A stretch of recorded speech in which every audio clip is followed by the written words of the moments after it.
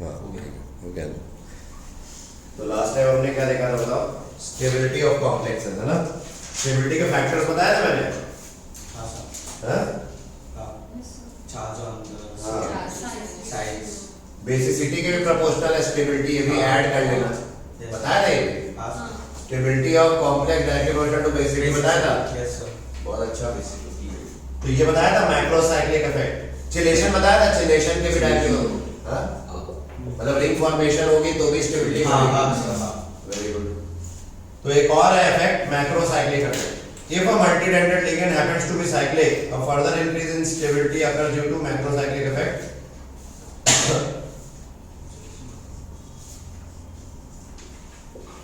वही चीज है कि भाई अगर कोई मल्टीडेंटेड मतलब पॉलीडेंटेड लिगेंड है वो साइक्लिक हो गया है ना बाय डिफॉल्ट, जैसे हमने देखे थे साइक्लिक लिगेंड्स। तो साइक्लिक बाय डिफॉल्ट वो पहले से ही साइक्लिक है ना, पहले से क्या है वो साइक्लिक है, तो वो भी एक्स्ट्रा स्टेबिलिटी ऐड ऑन करता है प्रोवाइडेड कोई स्टेरिक फैक्टर ना हो, ठीक है। सो मैक्रोसाइक्लिक इफेक्ट बोलते हैं इसको, पहले से ही साइक्लिक था वो लिगेंड, है ना। सो मैक्रोसाइक्लिक इफेक्ट मतलब कि जो मल्टीडेंटेड लिगेंड है, ligand which is cyclic, which is also cyclic, so it provides extra stability आ जाती है, उसके कारण क्या हो जाता है एक्स्ट्रा स्टेबिलिटी आ जाती है, ठीक है। क्लियर हो गया? Yes sir. तो ये हो गया हमारा स्टेबिलिटी के फैक्टर्स हमने जो पढ़ाए थे लास्ट टाइम। तो आज अपने को क्या क्या करना है देख लेते हैं पहले। मैक्रोसाइक्लिक इफेक्ट हो गया, ये सब हो गया। इरविन विलियम ऑर्डर बताया था मैंने, है ना। इरविन विलियम बताया था ना 3D सीरीज में। हाँ जो डाइवैलेंट होते हैं वो स्टेबल होते हैं, है ना। Yes sir. ठीक है, तो आज हम पढ़ेंगे क्या? आइसोमेरिज्म। क्या पढ़ेंगे? Isomerism in coordination compound. ये पेंडिंग है और ये हो जाएगा तो हमारा ये चैप्टर 99% खत्म हो जाएगा। Isomerism in coordination complexes. तो एक था ऑर्गेनिक कंपाउंड, एक होता था किसमें? वो तो पता ही है। वैसे ही सेम सिमिलर तरीके से यहाँ पे भी दो टाइप के आइसोमेरिज्म है कोऑर्डिनेशन कंपाउंड्स में। आइसोमेरिज्म इन कॉम्प्लेक्सेस, हाँ, इसमें भी दो टाइप के, क्या? स्ट्रक्चरल और स्टीरियो। स्ट्रक्चरल आइसोमर्स और स्टीरियो आइसोमर्स, है ना।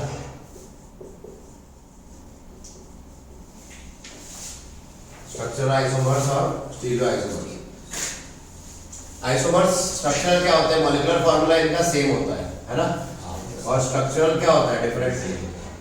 स्ट्रक्चरल फार्मूला डिफरेंट होता है, तो इस टाइप को क्या बोलते हैं? Structural isomers. और यहाँ पे क्या होता है? मॉलिक्यूलर फार्मूला सेम, है ना। स्ट्रक्चर भी सिमिलर है, स्ट्रक्चर भी सेम, है ना। पर ओरिएंटेशन अलग हो सकती है ना, ओरिएंटेशन अलग हो सकती है इन स्पेस या कॉन्फ़िगरेशन, और कॉन्फ़िगरेशन अबाउट एन एक्सिस या अबाउट फिक्स्ड एटम्स क्या हो सकती है? डिफरेंट हो सकती है, ठीक है। सो स्टीरियो आइसोमर्स और स्ट्रक्चरल आइसोमर्स दो हैं। इसमें भी कौन कौन से पॉपुलरली हमें पढ़ने हैं? आयनाइजेशन आइसोमर्स, है ना। इसके अंदर क्या क्या आता है? स्ट्रक्चर के अंदर क्या क्या आता है? आयनाइजेशन आता है, हाइड्रेट या सॉल्वेट आइसोमर्स आते हैं, हाइड्रेट या सॉल्वेट,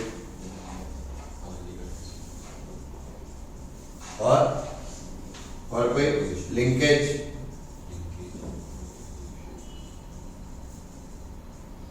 और फोर्थ क्या? कोऑर्डिनेशन आइसोमेरिज्म, कोऑर्डिनेशन, है ना। क्या?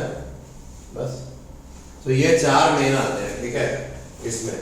तो ये अपने को पता होना चाहिए कि कौन कौन से आइसोमेरिज्म हमें पढ़ने हैं। तो हाइड्रेट, सॉल्वेट, लिंकेज और कोऑर्डिनेशन, ये चार है। इसके अलावा और भी होता है बट वो अपने को नहीं पढ़ना है, ठीक है ना। पॉलीमराइजेशन, कोऑर्डिनेशन, आइसोमेरिज्म, वो अपने को उतना इंपॉर्टेंट नहीं है। तो ये चार हो गए स्ट्रक्चरल में जो अपने को आने ही चाहिए। सो आयनाइजेशन आइसोमर्स, हाइड्रेट और सॉल्वेट आइसोमर्स, लिंकेज आइसोमर्स और कोऑर्डिनेशन। और इसमें क्या होता है, इसमें ज्योमेट्रिकल आइसोमर्स और optical isomers, geometrical and optical, ठीक है ना। आगे बढ़ने से पहले ये भी बता दूं कि आपको पता होना चाहिए, पहले जो बताया था कोऑर्डिनेशन नंबर अगर 4 है तो वो या तो टेट्राहेड्रल होगा या स्क्वायर प्लेनर होगा या टेट्राहेड्रल, ये बता चुका हूं मैं। और कोऑर्डिनेशन नंबर 6 है तो ऑक्टाहेड्रल होगा, ये याद रहना चाहिए आपको। यस। ठीक है। अच्छा, ज्योमेट्रिकल आइसोमर्स भी दो टाइप के होते हैं, सिस ट्रांस यहाँ पे या फेशियल मेरिडियनल, फैक्मर मतलब फेशियल मेरिडियनल, ठीक है। ऑप्टिकल आइसोमरिज्म पता ही है, अगर कोई ऑप्टिकल आइसोमर होगा तो एक डी होगा तो दूसरा क्या होगा, एन। एनैंशोमर का पेयर, ठीक। तो ये हमारा एक ब्रॉड एक क्लासिफिकेशन कर दिया। अब हम एक एक करके देखेंगे सबको, इसमें क्वेश्चन आ रहे हैं जेई में बहुत, तो ये सब करेंगे, जल्दी करो। ये सबसे कंफ्यूजिंग टॉपिक लोगों को लगता है, बट हम आराम से इसको खत्म कर देंगे बिना टेंशन के।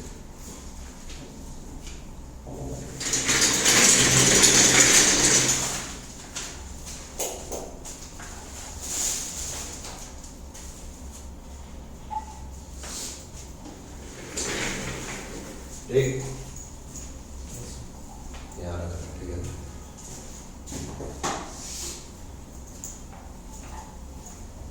हाँ, करें फिर आगे। तो स्ट्रक्चरल आइसोमर्स पहले पढ़ेंगे, उसमें आयनाइजेशन पढ़ेंगे। स्ट्रक्चरल आइसोमर्स में सबसे पहले क्या पढ़ेंगे, आयनाइजेशन। तो यहाँ पे हम हेडिंग डाल रहे हैं स्ट्रक्चरल आइसोमर्स, एसआई मतलब स्ट्रक्चरल आइसोमर्स। इसमें पहला पढ़ेंगे आयनाइजेशन आइसोमर्स, ठीक है। तो इसकी डेफिनेशन जो है वो तो आप देख लेना, मैं आपको मतलब बता देता हूँ।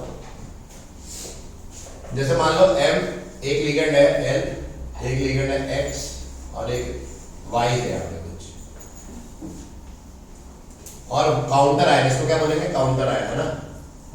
तो counter ion is also a potential ligand. ये क्या है, is also a potential ligand, मतलब ये लिगेंड बनने की भी क्षमता रखता है, एक अच्छा लिगेंड जो इस सेंट्रल मेटल एटम को सेटिस्फाई कर सके। सो ये काउंटर आयन जब सेंट्रल एक अच्छा लिगेंड हो सकता है, सो यहाँ पे मतलब पोटेंशियल लिगेंड है इसके लिए, मेटल के लिए। तो ऐसा भी तो दिख सकता है, मतलब ये अंदर भी तो जा सकता है और ये X बाहर आ सकता है। So X is also same counter ion which is acting as a potential ligand.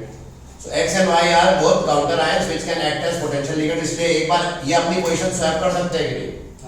So ionization part में अंतर आएगा कि नहीं। अरे ये टूटेगा तो कैसे टूटेगा, MLX plus Y minus, ionise अलग तरीके से हो रहा है ना, और ये अगर टूटेगा तो कैसे टूटेगा, MLY plus X minus, मान लो, है ना। तो देखो आयनाइजेशन पार्ट अलग हो गई कि नहीं। तो आयनाइजेशन में डिफरेंस है, इसलिए इसको क्या बोल दिया, इन दोनों को क्या बोलेंगे, आयनाइजेशन आइसोमर्स। क्लियर हो गया। तो यही है।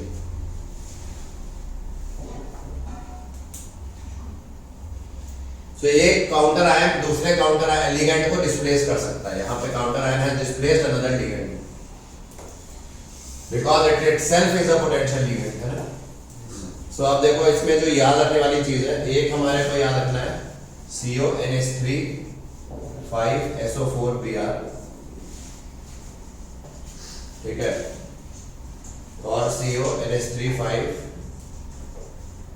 अब जो एनसीईआरटी में है वो कलर्स दिए हैं, तो कलर्स तो याद रखने पड़ेंगे। तो मैं वही एग्जांपल ले रहा हूँ जो एनसीईआरटी में, क्योंकि उनके कलर्स भी है। जैसे ये वाले का कलर क्या है, इसका कलर क्या नहीं यहाँ पे दिया हुआ है इस पर्टिकुलर केस में, पर ये एक टेस्ट दिया हुआ है क्या एनसीईआरटी में, बताइए। सिल्वर नाइट्रेट टेस्ट देगा, दे देगा, क्योंकि AgBr Br is the counter ion, वो इसके साथ प्रेसिपिटेट बनाने का AgBr का pale yellow ppt. So yes this can, how to distinguish between these pair वो बता रहा हूं। ये दोनों क्या आपस में ionisation isomers. So this gives silver nitrate test, but क्या ये बेरियम क्लोराइड के साथ रिएक्शन करेगा, नहीं। बेरियम क्लोराइड के साथ no reaction.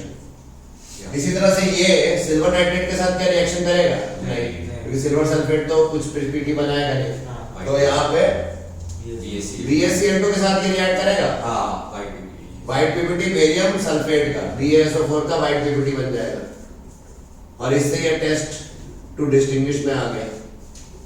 So we can distinguish these two ionisation isomers by these test. ठीक है, तो ये दोनों क्या थे? आयनाइजेशन आइसोमर्स थे।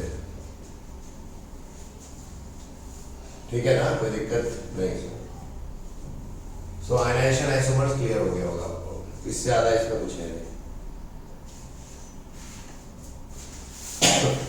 लिगेंड काउंटर आयन से एक्सचेंज होते हैं, बस इतना है।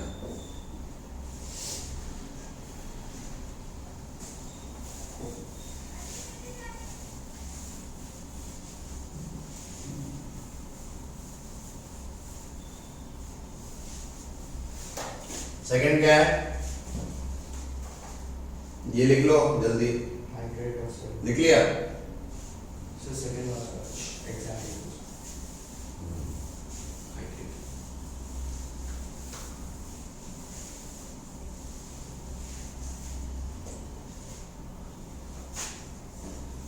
हाइड्रेट या सॉल्वेट आइसोमेरिज्म। देखो, अगर सॉल्वेंट वाटर है तो हाइड्रेट बोल देते हैं, हाइड्रा मतलब वाटर, तो सॉल्वेंट अगर वाटर है तो हाइड्रेट आइसोमेरिज्म कहलाता है। ठीक है, तो यहां पे क्या होगा, it is similar to ionisation isomers. पहले तो it is similar to ionisation isomerism, पहले तो ये। And solvate isomers come from a क्या, या differ whether a solvent molecule is directly bonded or mainly present as free soluble। सुनो होता क्या है, देखो हाइड्रेट मतलब क्या हुआ, वाटर मॉलिक्यूल। मान लो सॉल्वेंट क्या है, वाटर, तो हो सकता है वो वाटर जो है वो मेटल के साथ अंदर हो ब्रैकेट में, है ना, तो ये लिगेंड की तरह ऐड कर रहा हो सॉल्वेंट। और दूसरा केस है कि ये ब्रैकेट के बाहर डॉट करके हो, डॉट समथिंग, है ना, समझ रहे हो? सो डॉट समथिंग मतलब ये क्रिस्टल लैटिस में तो है बट फ्री मॉलिक्यूल की तरह एग्जिस्ट कर रहा है ना, क्या बोलते हैं, वाटर ऑफ क्रिस्टलाइजेशन बोलोगे ना इसको।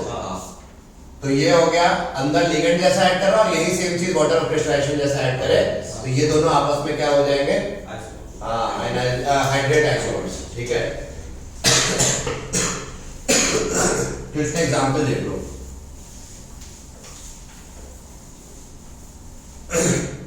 एग्जाम्पल देख लो, यहाँ पे जो एनसीईआरटी कहेंगे वही लिखेंगे, जैसे ये लिखा है मैंने।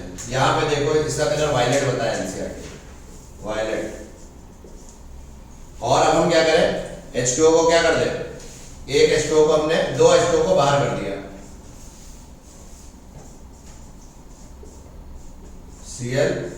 Cl2 डॉट H2O, एक H2O है ना, हमने बाहर कर दिया। इसका क्या नाम है, ग्रे ग्रीन कलर है, क्या है, ग्रे ग्रीन। एक बार वेरीफाई कर लेना, है ना,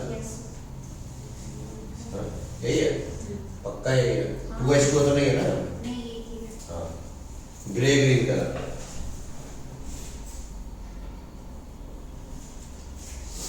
सो यहाँ पे कोई दिक्कत हो तो बताओ, ये समझ में आ गया। तो these two are what, hydrate isomers.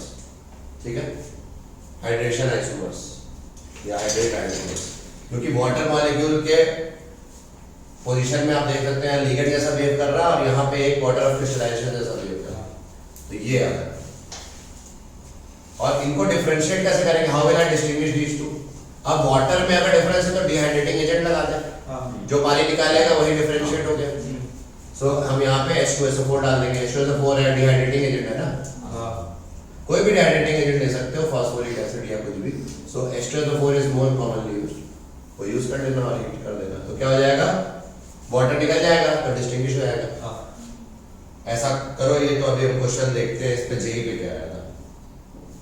बताओ ये कितने वाटर मॉलिक्यूल देगा, एक भी नहीं, और ये एक दे देगा। सो डिफरेंशिएट हो गया ना, ठीक है, सो ये नोट कर लो।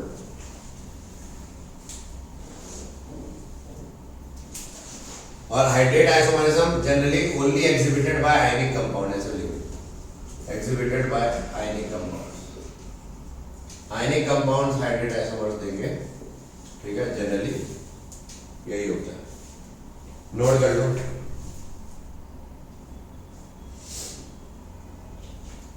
तो बताओ ये क्यों दे दिया ये टेस्ट, लूजली हेल्ड, और ये स्ट्रांगली हेल्ड है। तो बस इतना ही है हाइड्रेट आइसोमर्स में।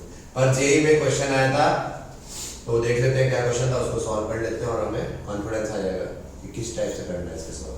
बता देंगे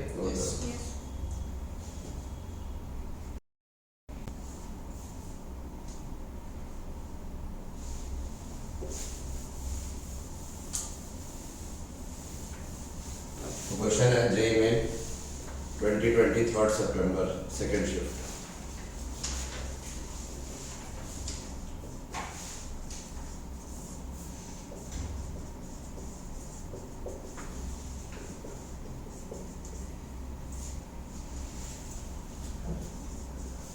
Complex A has a composition of H12O6Cl, H12O6Cl3Cr if the complex on treatment with concentrated H2SO4 loses 13.5% of its original mass. The correct molecular formula of A is given है। क्या given है? Chromium का जो atomic mass है 52 U है और chlorine का 35 U है, ये दे रखा है। और आपसे बोला है कि बताओ इनमें चार ऑप्शन दिए हुए हैं, what is the correct formula of this? CrH2O6 Cl3 CrH2O3 Cl3 dot 3H2O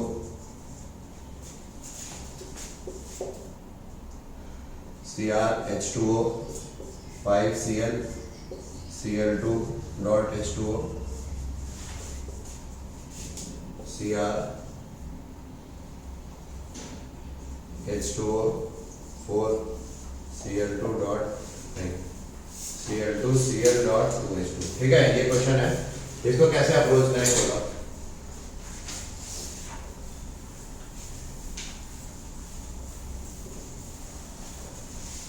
question क्या बोल रहा है बताओ? कॉम्प्लेक्स ए कोई है, उसका कॉम्पोजिशन है, तो यहाँ पे हम सॉल्व कैसे करेंगे? कॉम्प्लेक्स ए H12O6Cl3Cr है ना, जिसका मोलर मास निकाल के रख लो, 12 into 1 plus 6 into 16 plus 3 into 35 plus 1 into 52 कितना आएगा? सॉल्व करोगे आएगा 265 यूनिट्स है ना, ये निकाल के रख लो अगर जरूरत पड़े तो। देखते हैं if the complex on treatment, तो एक कॉम्प्लेक्स जो इससे बना है और उससे कितना मास, कितना परसेंट, जब इस चीज को H2SO4 से रिएक्ट कराया गया तो बोल रहे हैं 13.5% ऑफ इट्स ओरिजिनल मास कम हो गया ना, मतलब कोई चीज निकली होगी, अब इसमें H2O भी निकल सकता है ना। You getting it? So 13.5% of original mass कम हो गया, लॉस्ट। अब हो सकता है क्या पता, अब अगर लॉस हो रहा है H2SO4 किसको निकालता है? पानी को तो निकालता है, यानी कि यहाँ पानी निकल रहा होगा कि नहीं, in the form, in some form. तो कितने, हमें बस ये पता कर लेना है कितने वाटर ऑफ क्रिस्टलाइजेशन है, क्योंकि वही निकलेंगे लूजली बाउंड जो होंगे, बाहर हो गए ना जो ब्रैकेट के डॉट। सो डॉट H2O वाले कितने हैं? वो डॉट 2H2O है, डॉट 3H2O है, वो पता करना है अपने को। मतलब अपने को ये वाले पार्ट अपने को पता चल जाए तो काम हो जाए। मतलब ए तो नहीं है, अब पता नहीं, हाँ ए तो नहीं होगा, क्योंकि अगर 13.5% निकला है तो भाई यहाँ तो कुछ भी नहीं निकल रहा है, तो ये तो नहीं हो सकता। वेरी गुड, का हीरा हो गया, हीरा। अब ये देखो नेक्स्ट, जब इसको 13.5% ऑफ ओरिजिनल, तो बताओ 13.5% मतलब क्या हुआ? ऑफ 265, हाँ या ना? मोलर मास के टर्म में अगर बात करें तो कितना निकल गया? इसको सॉल्व करोगे तो ये आ जाएगा 35.78, कितना आ जाएगा? Which is approximately 36। और 36 कितने वाटर मॉलिक्यूल का मोलर मास होता है? 2, क्योंकि एक का 18 होता है, तो 18 इंटू 2 36 होता है, है ना। तो ये अप्रोक्सीमेटली उसी का आ रहा है। हम बोलेंगे 2H2 निकला होगा, डॉट 2H2O पे होगा, मतलब यहाँ जो भी होगा, बट यहाँ पे डॉट 2H2O तो होगा। तो ऐसा कोई ऑप्शन है? डी। बस यही आंसर। इजी, मतलब जेई में अच्छे क्वेश्चन ऐसे आ रहे हैं।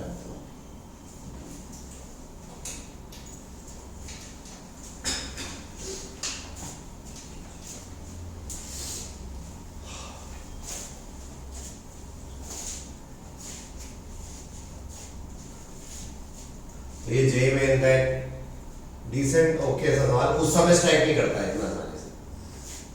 बाद में होता है ना, अभी ये क्या सोचना पड़ता है जल्दी जल्दी, वैसे तो आसान ही है, मोल कॉन्सेप्ट है बेसिकली।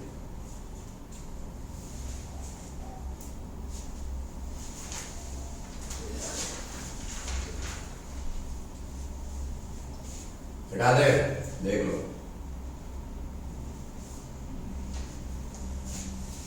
तो जेई में का हमने एक सवाल बनाया जो हाइड्रेशन आइसोमर का इस्तेमाल किया था।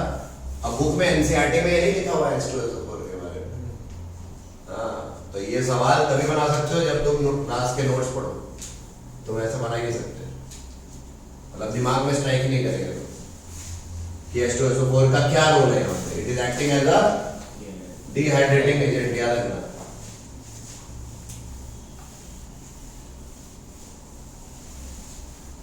सो हाइड्रेशन हाइड्रेट आइसोमेरिज्म भी हो गया। अब हम चलते हैं थर्ड पे, लिंकेज आइसोमर्स।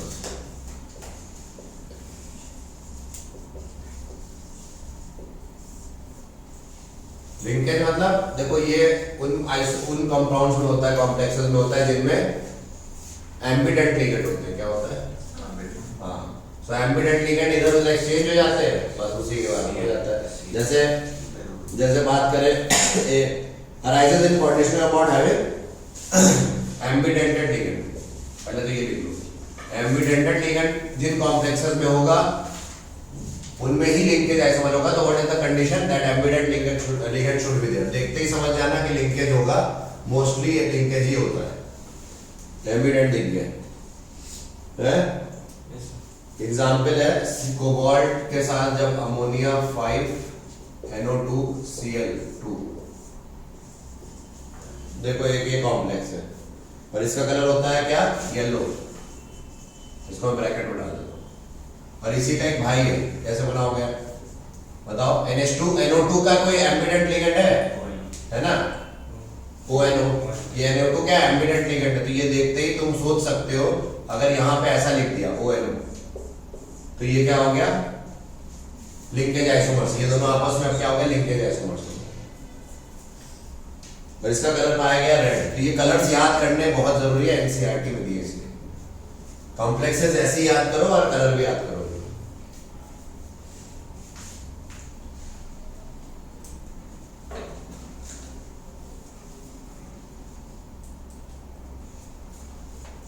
मतलब इन जनरल ऐसे लिखा होता है MLXBA, है ना, और MLXAB ऐसा।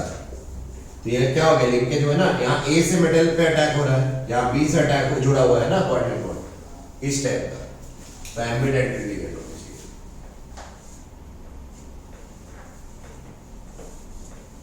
तो ये हो गया लिंकेज है, और इसमें इतना ही है। और लास्ट देखते हैं, नोट करो पहले।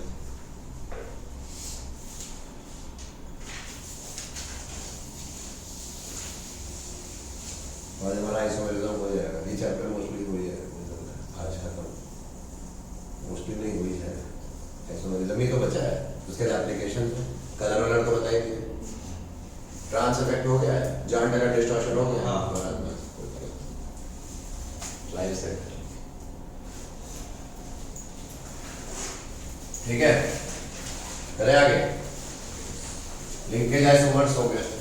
अब कौन सा आइसोमेरिज्म बचा है? Coordination isomerism. ये गलत सलत पढ़ाते हैं लोग। कोऑर्डिनेशन आइसोमेरिज्म,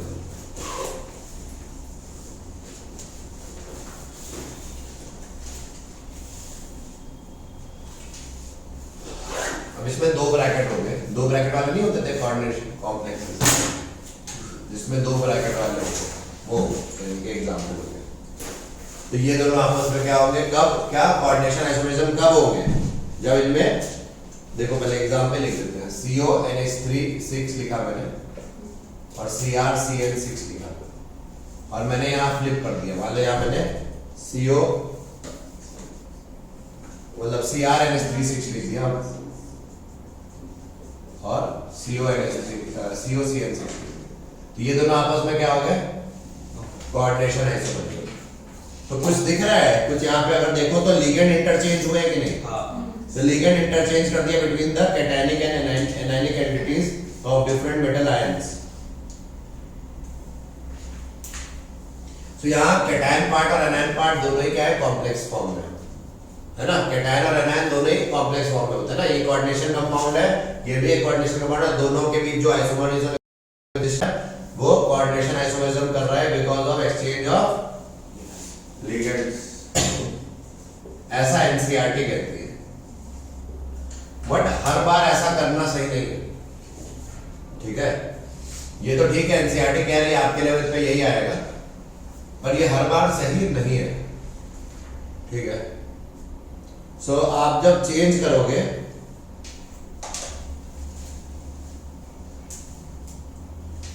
जब आपने इनको स्वैप किया ना लिगेंड को लेके, और नेट चार्ज दोनों पे क्या आया, 0। नेट चार्ज आया टोटल क्या, 0 स्वैप करने के बाद, तो कोऑर्डिनेशन आइसोमरिज्म नहीं होगा, तब नहीं होगा। समझ रहे हो, जब स्वैप किया और नेट चार्ज 0 आ जाए तो नहीं। तो नोट क्या लिखेंगे, if on shifting the ligand, है ना, if on shifting the ligand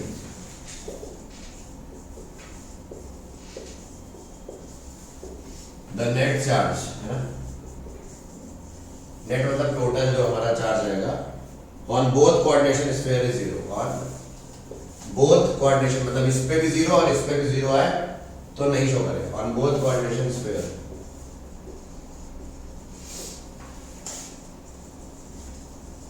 is 0, then coordination isomerism will not take place.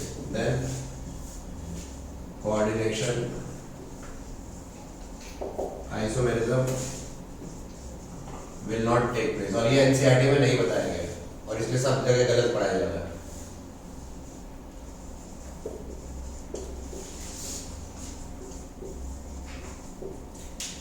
लोग बोल देते हैं स्वैप कर दो लिगेंड को, हो गया। अरे ऐसे थोड़ा हो गया, कंडीशन होगी। मान लो इसे इस मेटल का इस मेटल से कोऑर्डिनेशन नंबर ही अलग हो तो तब भी गड़बड़ आएगी। तो ये चीज है, ठीक है। सो ये नोट करके एक इंपॉर्टेंट बात लिखे, इसको समझते हैं, पहले नोट कर लो।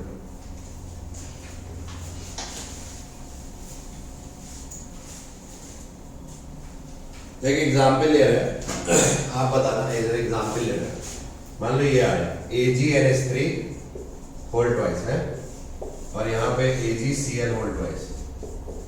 सिंपल एग्जाम्पल ले रहे हैं।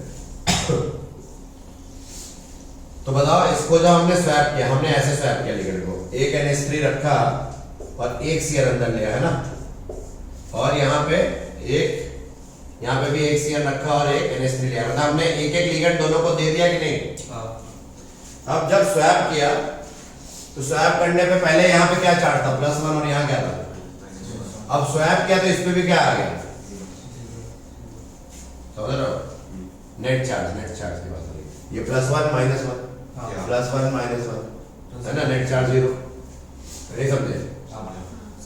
और यहाँ Ag था तो +1 ही था, और यहाँ 2 माइनस है और Ag है तो -1 है ना, इसलिए ऐसा। तो ये दोनों आपस में क्या कोऑर्डिनेशन आइसोमर है, नो, नॉट कोऑर्डिनेशन आइसोमर, क्योंकि नेट चार्ज एक वाले स्ट्रक्चर जिसपे नेट चार्ज 0 आया वो उसके साथ नहीं हो सकता। अगर एक और बनता तो वो उसके साथ हो सकता था, अगर उसपे नेट चार्ज 0 नहीं होता दोनों पे। बट अभी क्योंकि एक ही बना है, दोनों पे नेट चार्ज 0, तो ये दोनों आपस में क्या कोऑर्डिनेशन आइसोमर है, नहीं, नॉट कोऑर्डिनेशन आइसोमर्स। बिकॉज एक आइसोमर ऐसा हो गया, आइसोमर तो है ही बट कोऑर्डिनेशन आइसोमर है नहीं, आइसोमर है बट कोऑर्डिनेशन आइसोमर नहीं बोल सकते।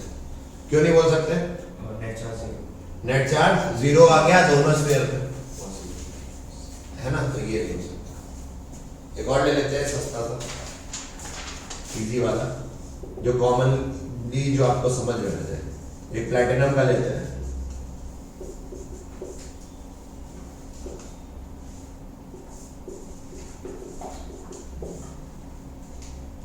तो नेट चार्ज बार बार आपको चेक करना चाहिए वैसे तो, बट जनरली इसके सवाल अभी तक ऐसे देखे नहीं गए, एडवांस में आ सकता है। मैं इसके 3 आइसोमर्स बना रहा हूं, आप बताना मैं इन तीनों में से कोऑर्डिनेशन आइसोमर कौन है, आप बताना इनमें से कोऑर्डिनेशन आइसोमर्स कौन है।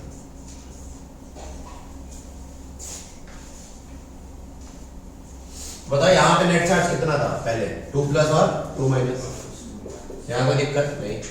अरे प्लैटिनम की कोऑर्डिनेशन नंबर जब 4 होती है तो उस पे चार्ज 2 प्लस होता है, याद रखो। और प्लैटिनम की यहाँ पे भी 2 प्लस, यहाँ पे 2 माइनस क्यों है, क्योंकि क्लोरीन 4 है और ये +2 था तो -2 हो गया नहीं।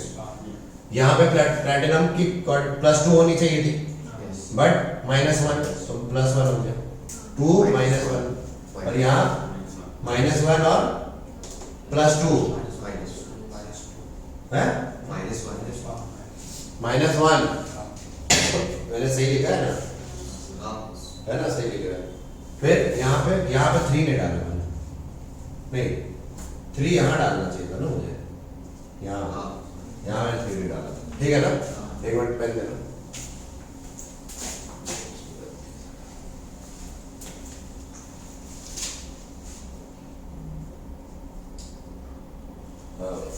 सही लिखा है मैंने, देख लो। मैंने क्या क्या समझ में आया, मैंने NH3 जो है एक NH3 कर दिया बस, और एक Cl कर दिया। अब नेट चार्ज ये दोनों क्या आयनाइजेशन आइसोमर हो सकते हैं, यस हां हो सकते हैं, लेकिन नेट चार्ज 0 नहीं है। यहाँ पे -2 + 2 0, ये भी 0 है। अरे माइनस ये सही लिखा है मैंने, देख लो 0 ही है ना, ठीक है। तो यहाँ पे भी 0 और यहाँ पे भी 0, क्योंकि ये 2 + 2 -2 प्लस है ना, और यहाँ पे भी 2 + 2 माइनस है। तो क्या ये लास्ट वाला आयनाइजेशन आइसोमर होगा, कोऑर्डिनेशन आइसोमर होगा, नहीं होगा। फील आ गया। तो ये बात जो है बुक्स में नहीं बताई गई है, ये नोट कर लो। ये दोनों है क्योंकि इनमें नेट चार्ज दोनों स्क्वायर पे कहीं भी 0 नहीं है, यहाँ पे दोनों में 0 आ गया।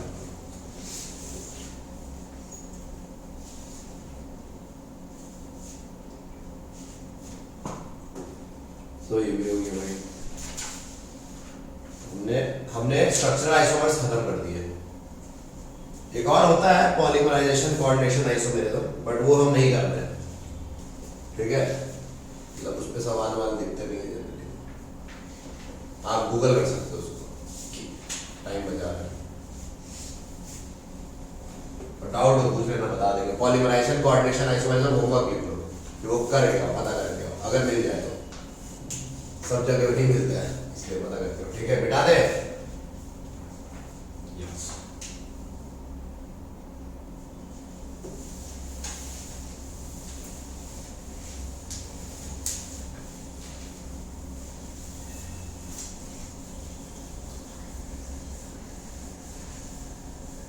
ये थोड़ा बड़ा चैप्टर है, खतरनाक चैप्टर है, देख ही रहो कितना बड़ा चैप्टर है, एक बारीकी से इसको करना पड़ता है। एक भी पॉइंट में इस पे चैप्टर गया था, इसलिए इसमें सबसे ज़्यादा टाइम लिया गया है सारे चैप्टर में। नहीं तो 1 शॉट तो मैं लिखा ही देते हैं चैप्टर, उसमें गया क्रैश कोर्स में 1 शॉट लिखा था। 1 शॉट मतलब 3 घंटे में पूरा चैप्टर खत्म कर सकता है, 3 घंटे ओनली, फास्ट। बट उसका आपका नुकसान है। अभी मैंने किया ना मेरे क्रैश कोर्स में 3 घंटे में फुल चैप्टर, आपका नुकसान हो जाता है।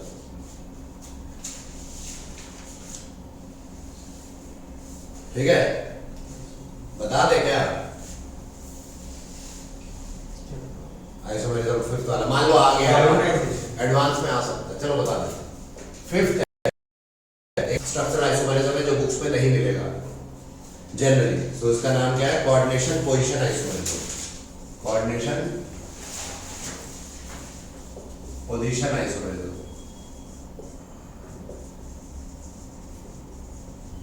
कोऑर्डिनेशन पोजीशन आइसोमेरिज्म लिख लो। It arises in polynuclear complexes, इसीलिए पॉलीमराइजेशन भी बोल रहे हैं। पॉलीन्यूक्लियर कॉम्प्लेक्सेस में, पॉलीन्यूक्लियर कॉम्प्लेक्सेस में ये होता है due to interchange of ligand, to interchange of ligands. देखो पॉलीन्यूक्लियर मतलब क्या हुआ, एक से ज्यादा न्यूक्लियस मेटल के, है ना, बिटवीन मेटल एटम्स। अभी समझ में आ जाएगा, एग्जाम्पल देंगे तो समझाएगा। तो एग्जाम्पल बता देते हैं। जैसे मान लो ये आ गया NH3 4, इस टाइप का नॉमेनक्लेचर मैंने कराया हुआ है ब्रिजिंग लिगेंड्स यहाँ पे, है ना, कराया था ना, म्यू डाल के म्यू लगते हैं ना ब्रिजिंग लिगेंड्स। रिवाइज करो भाई, ठीक है। ये है और बाहर भी एक CH2, मान लो एक ये लिया और एक और बनाते हैं। अब बना दे रहे हैं वैसे तो जेई मेंस में तो मुझे और नीट में डाउट कम है, आया एडवांस में आया तो आया। मैथ द फॉलोइंग वगैरह बना के दे सकते हैं। देखो सही लिखा है, हमने क्या किया समझ में आया, ये एक Cl यहां से उठा के इसको पकड़ा दिया और एक NH3 उधर फेंक दिया, है ना। तो देखो ये न्यूक्लियर है, न्यूक्लियस दो थे कोवाल्ट के, यहाँ पे पॉलीन्यूक्लियर है due to interchange of ligand between the metal. यहाँ मेटल को खुश कर दिया, अलग मतलब एक्सचेंज कर दिया। ये अनसिमेट्रिकल है कि सिमेट्रिकल है, अनसिमेट्रिकल है। और ये थोड़ा सिमेट्रिकल, अंदर का पार्ट देखो सिमेट्रिकल दिख रहा है, अंदर का पार्ट, है ना। तो सिमेट्रिसिटी आ गई थोड़ी, तो उससे ठीक है। हाँ स्टेबिलिटी बोल सकते हैं, लेकिन अभी के लिए हमें उसमें नहीं पढ़ना, ठीक है। कोई डाउट? तो इस टाइप के पॉलीमराइजेशन को क्या बोलते हैं, मतलब सॉरी आइसोमेरिज्म को कोऑर्डिनेशन पोजीशन आइसोमेरिज्म या पॉलीमराइजेशन बोल देते हैं। मतलब बेसिकली अंदर ही अंदर दो लिगेंड, दो मेटल थे ब्रिजिंग के साथ, तो उनमें बस एक्सचेंज हो गया लिगेंड्स अंदर ही अंदर, एक ही के अंदर, तो ऐसा बन गया। तो अगर दिखे तो याद रखना coordination position isomerism. Coordination isomerism अलग है और कोऑर्डिनेशन पोजीशन अलग है, ठीक है। So now we enter the world of stereo isomerism. मिटा दे ये, देख लो।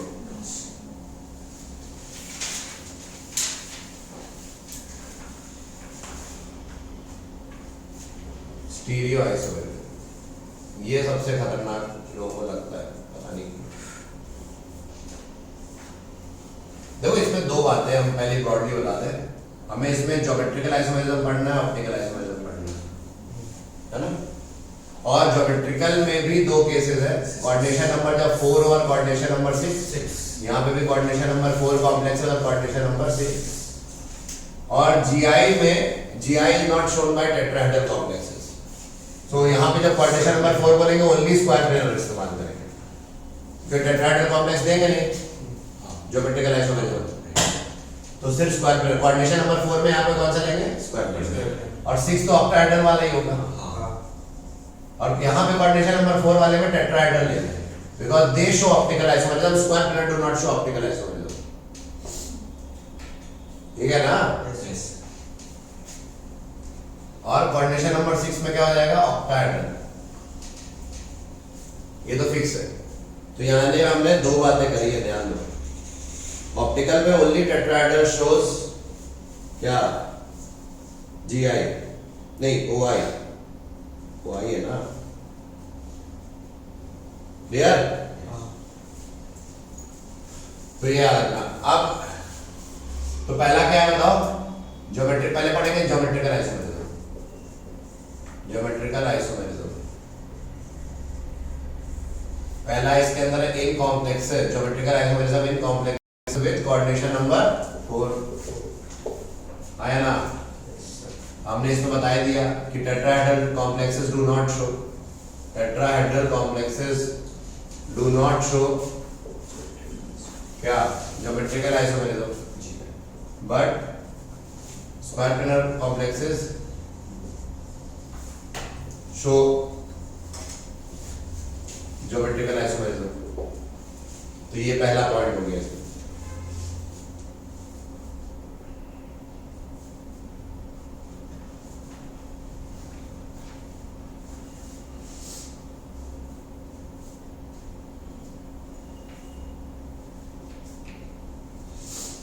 Clear. Tetrahedral complex complexes do not show GI, square parallel complexes show GI, tetrahedral complexes do not show GI. Why? Reason, give reason आता है because relative position जब इनकी same हो जाती है चेंज करने पे भी, जब एटम को शिफ्ट करोगे तो उनकी रिलेटिव पोजीशन सेम हो जाती है बिकॉज बॉन्ड एंगल सेम है, बॉन्ड एंगल सेम है। टेट्राहेड्रल में बॉन्ड एंगल 109.5 डिग्री अप्रोक्सीमेट, सब जगह बराबर 3D में। Yes. तो एक को घुमा के उधर करो तो भी वो सेम ही, एटम तो सेम पोजीशन पे जा रहा है ना जी, जब अभी देखेंगे। और टेट्राहेड्रल ऐसा दिखता है ना, और स्क्वायर पैरेलल ऐसा दिखता है। स्क्वायर पैरेलल में सिस ट्रांस हो सकता है, यहाँ और यहाँ सेम हो, ये इसके साथ ट्रांस हो गया, ये इसके साथ ट्रांस हो गया, है कि नहीं? ऐसा हमने पढ़ा हुआ है। सो सिस ट्रांस ये शो कर सकता है क्योंकि यहाँ देखो बॉन्ड एंगल 90 डिग्री है, समझ रहे हो? और इधर भी क्या है, सब जगह 90 डिग्री है। यहाँ बॉन्ड एंगल कितना है, और ये 3D में अरेंज्ड है। कैसे अरेंज्ड है? ये तो प्लेनर है ना, हर एक प्लेन में है ना एटम, समझ रहे हो? ये एटम क्या है, प्लेन में है। तो एक ही प्लेन में होने की वजह से क्या हो सकता है, ज्योमेट्री का आइसोमेरिज्म शो करते हैं, तभी तो स्क्वायर पैरेलल बोल रहे हैं। और ये डिफरेंट उसमें दो, इसमें से मान लो ये दो फिक्स कर दिए एक प्लेन में, तो बाकी ये पीछे और होगा, ये आगे आ रहा है, समझ रहे हो? और जीआई मतलब क्या होता है कि इनमें जब पोजीशन चेंज करो तो बॉन्ड एंगल भी चेंज करे, बट यहाँ नहीं हो रहा है 3D में, ठीक है ना? बस ये याद रखना अपने को कि भाई it does not show GI, tetrahedral complexes will not show GI, only square parallel complexes will show GI। इतना है। अब आगे देखते हैं, समझ में आ गया? लिखवाया because the relative position of atom with respect to each other will be same, है ना? सिंस रिलेटिव लिख लो, position of atom with respect to each other will be same due to similar bond angles, due to same bond angle on changing position of atom, ठीक है? Easy? Yes.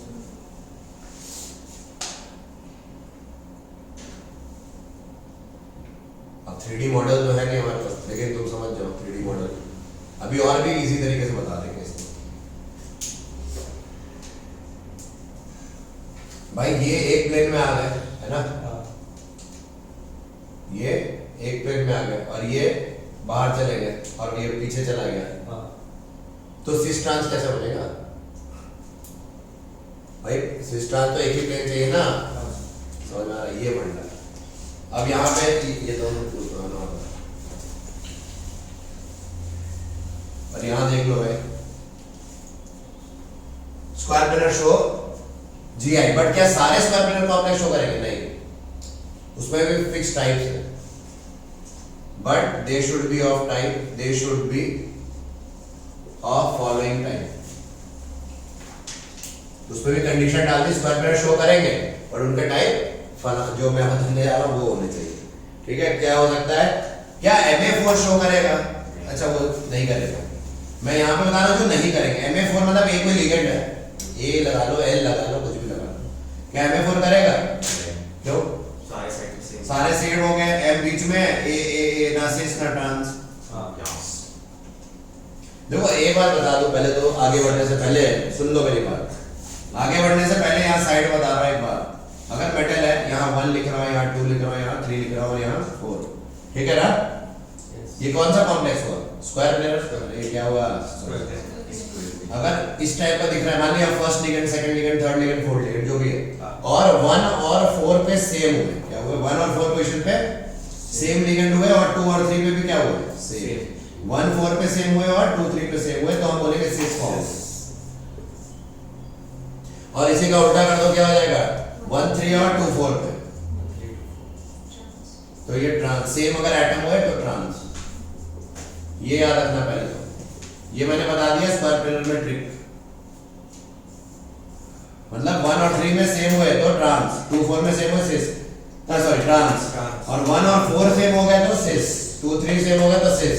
Clear हो गया, है ना? 90 degree होगा तब सिस, 180 तब। हाँ बहुत अच्छा, ये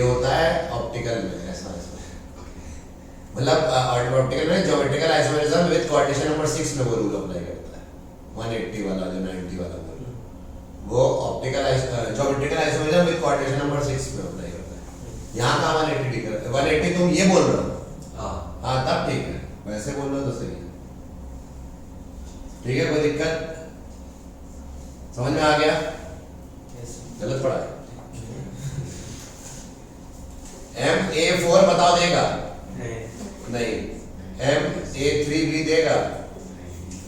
देगा क्या? नहीं देगा ना। MA2B2 देगा? तो ये देगा। तो ऑफ द फॉलोइंग टाइप मतलब पहला क्या आया ये है ना, MA2B2 देगा? बिल्कुल देगा। तो they should be of the following type मतलब MA2B2 जैसा होना चाहिए। और कैसा होना चाहिए? MA2XY देगा? हाँ दे देगा। अरे दो तरफ भी अलग में दे देगा। ठीक है, अभी लिख के कहते हैं फिर समझते हैं। MABX2 देगा? दे देगा। दो डिफरेंट होने चाहिए बस। और MABXY देगा? बिल्कुल चारों डिफरेंट में तो पक्का ही दे देगा, कोई दिक्कत नहीं। GI में कोई दिक्कत नहीं है। हाँ वो अलग मैटर है कि सिस ट्रांस नहीं बोलेंगे, कुछ और बोल सकते हैं। MAB2 टाइप देगा? MAB2 क्या हुआ? ये ऐसा लिख दिया मतलब क्या हुआ? हाँ बाइडेंटेड अनसिमेट्रिकल लिगेंड। AB मतलब बाइडेंटेड, ऐसा लिखूं तो बाइडेंटेड है मतलब दो अटैकिंग साइड्स है। अनसिमेट्रिकल भी दिख रहा है, A तो नहीं लिखा ना मैंने। अगर मैं कहीं लिखूं A तो इसका मतलब bidentate symmetrical ligand, symmetrical ligand, और यहाँ बाइडेंटेड अनसिमेट्रिकल लिगेंड। सो ये याद रखना। तो यहाँ ये देगा? बिल्कुल दे देगा। MAB2 दे देगा। और कोई?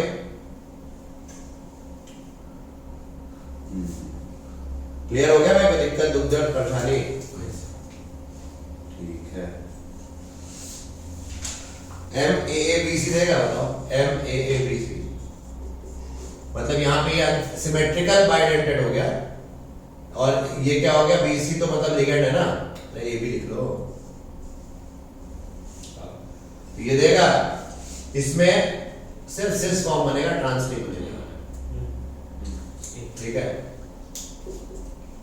सो ये बन रहा है, बताएंगे क्यों। अभी मैंने ये समझ लिख लिया, अब आगे बढ़ते समझते हैं, एक एक पॉइंट को समझते हैं। जो मैंने लिखा है इसको अब थोड़ा ऐसा रटने से अच्छा समझ लो। समझ लोगे तो इजी रहेगा, एग्जाम में कुछ नया भी आ गया तो बना लो। ट्रिक देख लो, ट्रिक क्या है? ट्रिक से बता दें या पूरा इमेजिन करवाएं? इमेजिन करवाएंगे तो पूरा साल नहीं, मतलब टाइम लगेगा। ट्रिक से बता देते हैं। इमेजिन करा सकते हैं लेकिन ट्रिक इमेजिन भी कराते जाएंगे जो होता है। MA2B2 है, अब देखो क्या करो, पेयरिंग कर लो। जैसे MA4 है ना, इसमें क्या कर दो? पेयर बनाओ। क्या सेम दिख रहा है दोनों? हाँ तो नहीं दिख रहा। MA3B AA AB है ना, और दूसरा पेयर बनाओ, वो भी कैसा बनेगा? AAB। और कोई पेयर यहाँ था नहीं तो इसके भी जो पेयर बने वो ये ऊपर वाला और ये सेम ही हो गया ना, ये भी नहीं देगा। डिफरेंट होना चाहिए पेयर, जो पेयर बने वो डिफरेंट होना चाहिए। अरे पर कॉम्बिनेशन बनाओ। यहाँ पे क्योंकि एक ही था और कुछ हो नहीं सकता था, दूसरा ही बनाओगे तो वही तो वो सेम ही बनता ना, इसलिए नहीं देगा। पेयर डिफरेंट होने चाहिए यार। ठीक है, अब देखो जैसे अब यहाँ पे क्यों दे देगा? MA2B2 में पेयरिंग अलग हो रही है। हाँ AABB एक बन गया और दूसरा अलग दिखेगा, ABAB अलग दिख रहा है ना दोनों, ये दे देगा। अलग दिखना चाहिए। क्लियर हो रहा है ट्रिक? ये देख लो MA2XY तो दे देगा। हाँ AAXY एक पेयर बना और AXAY ये दे देगा दो पेयर। कितने GI बनेंगे सबके? दो। मतलब सिस और ट्रांस ना, याद रखना जितने पेयर बनेंगे उतने GI बनेंगे। यहाँ पे 2 GI सिस ट्रांस, यहाँ पे भी 2 GI, क्योंकि दो ही बन रहे हैं और कुछ तो नहीं बन सकता, नहीं बन सकता ना। और क्या है? MA2XY के बाद MAB2X2 MAB अभी ऐसे ही तो है, सेम ही तो है, ये वाली सेम ही तो है। बकवास, ये तो देगा ही। फिर ये आ जाओ MABXY देगा? हाँ बिल्कुल। पेयर बनाओ, ABXY एक पेयर हुआ, AXBY दूसरा पेयर हुआ, और एक और पेयर बन सकता है यहाँ BXAY यानी कि यहाँ 3 ज्योमेट्रिकल आइसोमर बनेंगे। जितने पेयर उतना है ना, जितने डिफरेंट टाइप के पेयर। क्लियर हो गया? हाँ सर।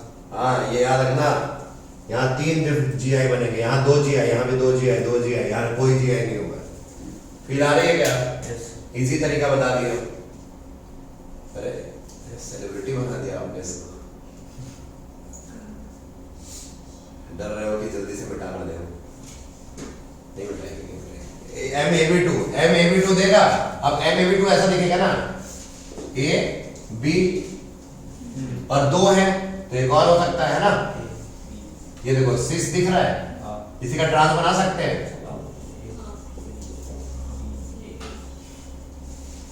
2 अटैकिंग साइड है ना इसके पास, तो ये देखो 6 ट्रांस है, तो यानी कि MAB2 भी शो क्यों कर रहा है, दिखा दिया। ये एक सर इसका कोई एक GI तो होगा ही ना। हमें देखते हैं ना, अपने को क्या पता। M क्या है? AB है ना, देखते हैं या तो ये करेगा क्या, देखते हैं। A तो हो गया और AB भी हो गया, कोई दिक्कत नहीं। तो ये 6 तो अलाउड है, बट क्या इसका ट्रांस बन पाएगा, देखते हैं। MA और A ऐसे बोल रहा हूं ना, लेकिन ऐसे उसको क्रॉस करना पड़ जाएगा, और ये अलाउड नहीं है। 3D ऐसा नहीं हो सकता, ये कभी क्रॉस नहीं कर सकता। क्रॉस करके ऐसा तुमने अटैक करेगा। अरे अंदर AA को बॉन्डेड होना था, ये तो हो गया, और ये यहाँ पे क्रॉस नहीं हुई। हाँ, वो अलग होता तो हो जाता, ये नहीं करेगा, ये ट्रांस मत समझ लेना। ऐसा अलाउड नहीं है ट्रांस कि ये ऊपर से जाए ऐसे, this is not possible. Sir पर सिस बन रहा है वो। बन रहा है, पर GI होने के लिए दोनों बनने चाहिए ना। तो ये नोट कर लो, हमारा सारे केसेस डिस्कस कर दिए जो आ चुके हैं, आएंगे, आते हैं, है ना। ये सब मैंने उठाए हुए प्रीवियस ईयर में जो ऑब्जर्व करके देखा गया, यही सब दिख रहा है। नोट करो। 3 GI वाला केस यूनिक है। 3 GI में क्या करोगे, मेटल को रखा, 2 एटम फिक्स कर दो, है ना। 2 एटम फिक्स करो। सेकंड वाले में भी वही 2 AB फिक्स करके YX कर दो एक बार, फिर कोई 2 फिक्स, फिर बाकी XY को फिक्स करके BA कर दो, तो फ्लैट कर दो ना, समझ रहे हो। तो 2 मतलब 2 एटम फिक्स करके स्वैप कर दो, नहीं जरूरी। Yes sir. देख लेना वो मैंने सही बनाया कि नहीं, एक बार चेक कर लेना, ठीक है ना। हाँ सर। तो बस ऐसा। तो ये GI हो गया किसमें, कोऑर्डिनेशन नंबर 4 वाले में। कौन से कॉम्प्लेक्सेस शो करते हैं, स्क्वायर प्लेन। अब हम GI देखेंगे कोऑर्डिनेशन नंबर 6 वाले में। ये तो बहुत फास्ट हो गया, शॉर्टकट।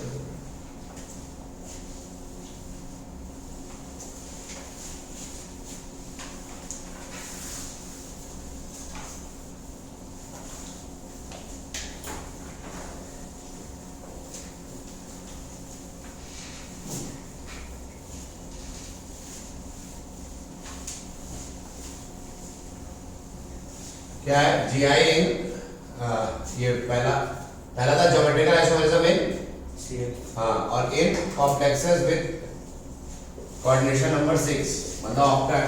अब इसमें तो ऑक्टाहेड्रल ही है इकलौता, है ना। तो हम क्या बोलेंगे, octahedral complexes show GI। All octahedral complexes होंगे कि नहीं वो पता नहीं, but some octahedral complexes will show GI। Trick देख लो, साइड में बता रहा है, GI शो करने की ट्रिक बता देगा।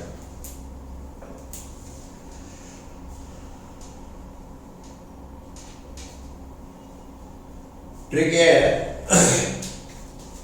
जैसे कोऑर्डिनेशन नंबर 6 मतलब ऑक्टाहेड्रल है ना, ऐसा शेप होता है ऑक्टाहेड्रल। ये क्या होता है, ऑक्टाहेड्रल। तो ऑक्टाहेड्रल में अगर ऐसा शेप आ रहा है और यहाँ पे सेम एटम है, B B A A A है ना, ऐसा है, और B और B है, नहीं समझे, तो ये कैसा होगा, ट्रांस हो जाएगा। क्या हो जाएगा, और इसी का सिस बनाना है तो A और B यहाँ से मत रख दो, मतलब B भी यहाँ मत रखो, मानो तुमने B भी यहाँ रख दिया, तो क्या हो गया, अरे B भी वहां रख दिया ना 90 डिग्री पे। 2 एटम अगर 90 डिग्री पे और ये 180 डिग्री पे आ गए तो trans, same atom. Simple trick. वैसे तो और भी तरीके हैं इसको देखने के, और भी ऑब्जर्वेशन से है मोस्टली एनकाउंटर, बट वैसे देखोगे तो और भी रूल्स है इसके। एक ऐसे भी बना बी ऊपर ऐसा। वही तो बता रहे हैं, और भी रूल्स है। मतलब ये देखो, ऐसे सोचो, ये देखो एक ऐसा भी एक रूल होता है, याद देखो, अगर मेटल है, अरे इधर देखो ना भाई, ये ऐसा है, ठीक। अब यहाँ मैं नंबरिंग कर देता हूँ 1 2 3 4 5 सॉरी 4 5 और यहाँ 6, ठीक है, 1 और 6 है, ठीक।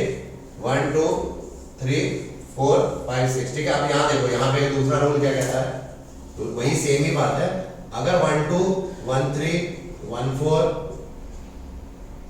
1 5 2 3 4 5 इन सब पे सेम ग्रुप हुए, क्या हुआ है, सेम, तो 6 है, तो क्या है 6। और अगर 1 6 2 4 और क्या 3 5 है ना, ये 3 में सेम ग्रुप हुए तो ट्रांस, ठीक है। ये और प्रिसाइज है, बट इतना तुम लोग कंफ्यूज हो जाओगे, इसलिए मैं इतना बस बता दे रहा हूँ कि ये एक्चुअल है, ये शॉर्टकट में अपने कर सकते हो। सर 1 3 1 4 में तो 90 डिग्री नहीं हो रहा। 1 3 और 1 4 क्या होगा, आपने ऊपर बोला 90। अरे वो 90 डिग्री क्या हो रहा है, हाँ तो वही तो बोल रहे हैं, ये तो एक्चुअल है, ये तो ये वाला बोल रहा है, ये तो हो रहा है ना, ये अब द प्लेन, ये बिलो द प्लेन, ये एक्सियल बॉन्ड है ना, ये तो इसके साथ 90 डिग्री है ही, ये इसके साथ भी 90 डिग्री है ना, ये इसके साथ भी 90 डिग्री है, नहीं समझे, ये इसके साथ भी 90 डिग्री है, और ये इसके साथ 180 डिग्री है, आया ना, क्लियर हो गया। तो ये शॉर्टकट ट्रिक बता दी, ऐसे समझना, ऐसे समझ लो। तो पहले तो ये नोट कर लो, तब हम आगे बढ़ते हैं कि कैसे कौन कौन से केसेस होते हैं ना। सो of type octahedral complexes of the following type can show GI, can show geometrical isomerism। बिठा दे, ये लिख लो जल्दी, ये हो गया, तुमसे भी यही कॉपी कर लो।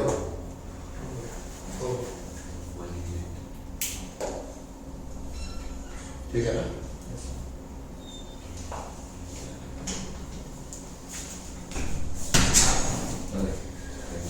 अच्छा कॉफी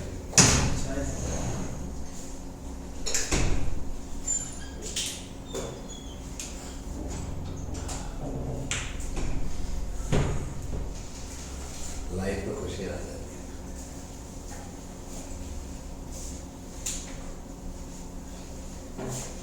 तुम सारे उठा के बना लो, सारे बन जाएंगे, अभी ये लगा लेंगे, अभी खत्म होगा टॉपिक, सारे जेई के सवाल, नीट के सवाल बन जाएंगे, मजाक मजाक में, बहुत आसान है, ठीक। ये क्लियर हो गया, तो ट्रिक मैं साइड में लिख दूं, अरे लिख दूं, ये ट्रिक बताई थी ना, ये बी बी है ना, ट्रांस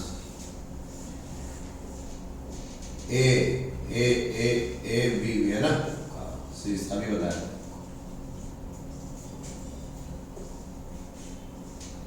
ठीक है, ऐसे याद रखो। तो ये मैं साइड में लिख के रख दे रहा हूँ, यूज होगा तो बताओ कौन से टाइप्स हैं जो जीआई शो करेंगे, ऑक्टाहेड्रल कॉम्प्लेक्सेस ऑफ टाइप। तो बताओ Ma4H2 शो करेगा, करेगा, देखते हैं अभी कैसे करेगा, वो हम समझ लेते हैं।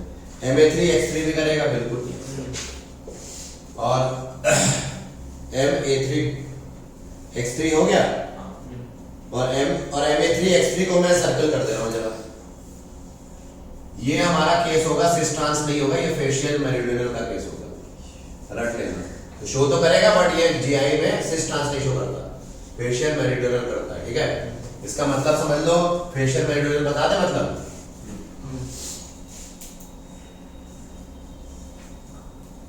मान लो एक एग्जांपल, जैसे मान लो यहाँ ए ए ए है, यहाँ पे क्या है ए ए ए, और यहाँ क्या है बी बी बी। ये देखो, अगर मैं इनको ज्वाइन करूँ तो एक प्लेन बन रहा है कि नहीं यहाँ पे, और इनको ज्वाइन करूं तो एक प्लेन बन रहा है, क्या ये प्लेन इंटरसेक्ट कर रहे हैं, ये फेशियल फॉर्म। और अगर ऐसा आ गया ए बी, हाँ ऐसे बनाना, ए बी बी, मतलब ए बनाना है ये दोनों, बट ये वाला ए इधर करना है, क्योंकि तुम अब ऐसा प्लेन बनाओगे जो इंटरसेक्ट करेगा। ये एक प्लेन बना कि नहीं, और डी का भी जब तुमने ज्वाइन किया तो एक प्लेन ऐसे बना, दोनों इंटरसेक्ट कर रहे हैं कि नहीं, ये मेरिडियनल बोलते ऐसे मतलब सब एक लाइन में तो फिर फेशियल हैं। फेशियल मतलब हाँ, एक साइड पे ऐसे ऐसे तो फेशियल एक ओवरलैप करके उधर चला गया, प्लेन इंटरसेक्ट करवा दिया। सो मेरिडियनल, मेरिडियनल मर फॉर्म बोलते हैं शॉर्ट में, ये फेशियल, इसको फैक्ट फॉर्म बोलते हैं।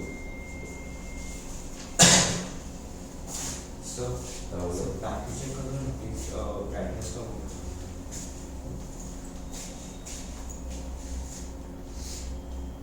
हो जाएगा, तुम कर ले जाओगे, है ना। 50% बोला था, क्या कचरा डाल रखा है। तो लास्ट टाइम 70 में चालू किया था, 20 में खत्म हुआ था।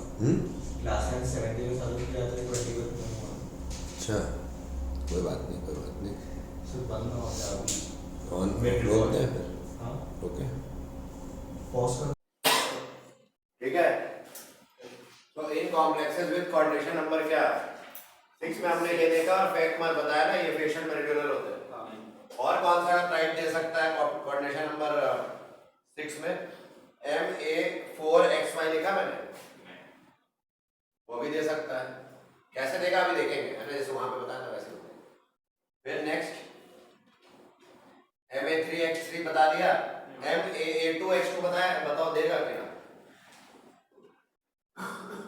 देगा, देखेंगे कैसे। और कोई MAA2XY, हाँ बिल्कुल, MAA2XY भी शो करेगा। GI ऑक्टाहेड्रल में सब देखो, सबका कोऑर्डिनेशन नंबर 6 है कि नहीं। अरे बाइडेंटेड है ना ये, तो 2 2 4 + 2 6 6 है। MAAX2Y2 करेगा, MAAX2Y2 भी करेगा। ठीक, और कोई बचा, MABCDEF, हाँ बिल्कुल करेगा।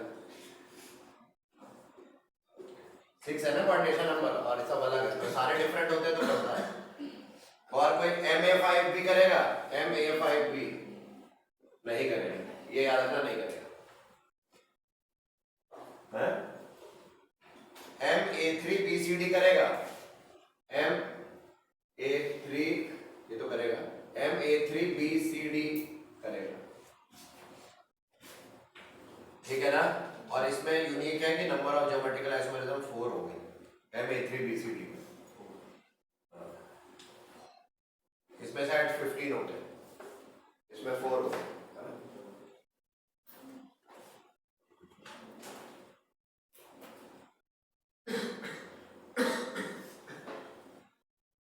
ये आया था जेईई में 2020 में, इसके कितने जी आए, 2। अरे पेयर बना दो फिर से, जितने पेयर उतने क्या जी आए। अब इस बार, पहले तो हम 2 2 के पेयर कर रहे थे ना, ऐसे 2 2 यूनिट्स थे, अब 3 3 यूनिट्स के पेयर होंगे, है कि नहीं। अब 3 3 यूनिट्स के पेयर करेंगे, देखो कैसे करेंगे। पहला क्या है, MA4X2 था ना वहां पे, MA4X2 में कैसे करोगे, AA XX पहला पेयर है ना, और AX AA दूसरा पेयर, और कोई पॉसिबिलिटी है नहीं, 2 जी है ना। बना लोगे, बना लोगे ना। ए को एक बार ट्रांस पे रखना और एक बार बगल में सिक्स पे रख लेना, वही जो बताए थे। ये तो है, ऐसे ही तो है, ये शो करेगा। MA3X3 ऐसा दिखेगा, है ना, बता चुके हैं। हाँ, ये तो शो करेगा। M मत करो आवाज, कौन कर रहा है इसका बताओ, AX XX और दूसरा AX AX, ये तो बनेगा। तो 2 बनेंगे GI, पर ये 2 GI कौन से होंगे, फेशियल और मेरिडियनल, ये याद रखना है यहाँ पे, ये रट लो, ये केस, ये ऐसा बनेगा। फिर MA4XY कर लो क्या उसी तरह से, ये वाला देख लो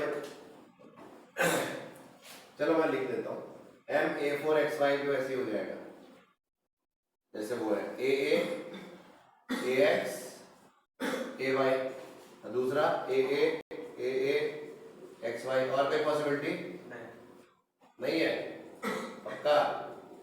तो 2 GI से स्टार्ट हो जाएंगे, देख लेना वो, है ना, 2 GI हो जाएंगे। और ये देख लेते हैं हम नेक्स्ट, ये वाला MAA2X2, MAA2X2 ये कैसा बनेगा?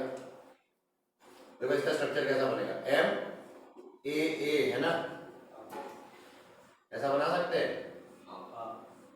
और X2 है ना, और इसका एक और बना सकते हैं कि नहीं?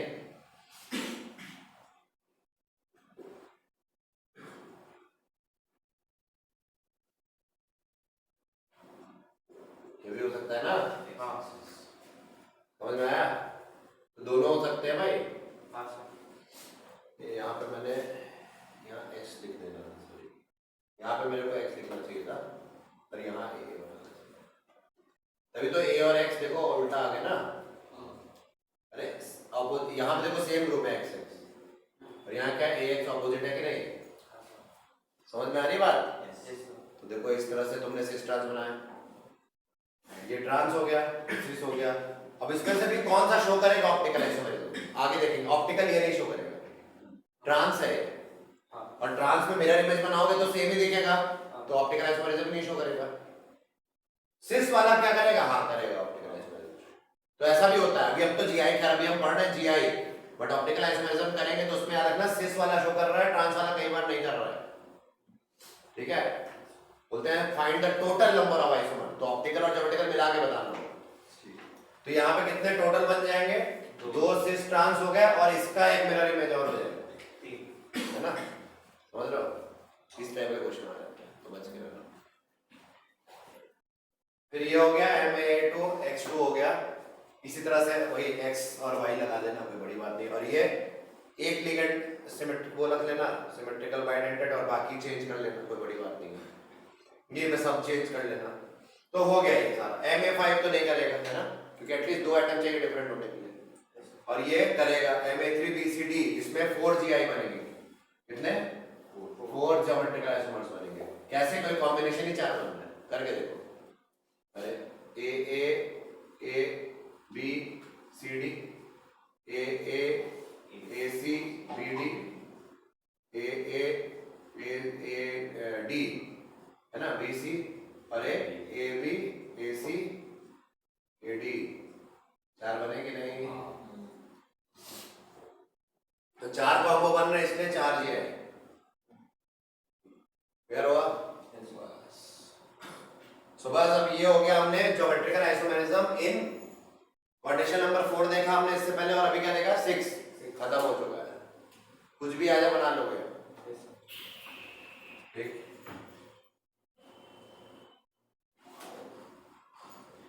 ये नोट करो। हम चलेंगे optical isomerism, last part. Optical isomerism coordination number 4 complexes में और क्वाड्रेशन नंबर 6 कॉम्प्लेक्सेस में देखेंगे। बिठा दे।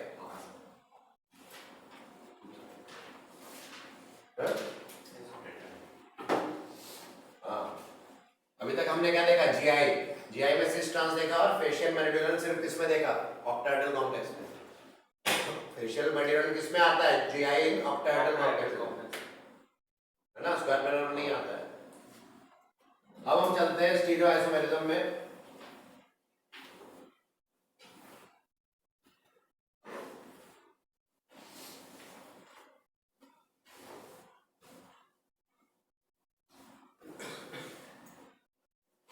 ऑप्टिकल आइसोमेरिज्म देखने वाले। सेकंड इज, अभी हमने ज्योमेट्रिकल देखा, अब हम देखेंगे optical isomerism